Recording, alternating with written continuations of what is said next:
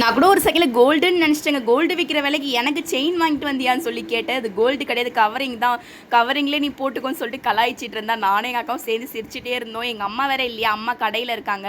எங்கள் அக்கா இப்போ என்ன ரெடி பண்ணிட்டு இருக்கா. ஃபங்க்ஷனுக்கு போயிட்டு சாப்பிட்டுட்டு வந்துடணும். அப்பா தான் வந்து கூட்டிட்டு போவாங்க. எனக்கு இந்த ஹேர் ஸ்டைல் நல்லா இருக்கான்னு சொல்லி கமெண்ட்டில் சொல்லுங்கள். எப்பயுமே கமெண்ட்டில் வந்து ஹேர் ஸ்டைல் மாற்றுங்கக்கா மாற்றுங்கக்கான்னு சொல்வீங்க. எங்கள் அக்கா தான் சீவி விட்டா.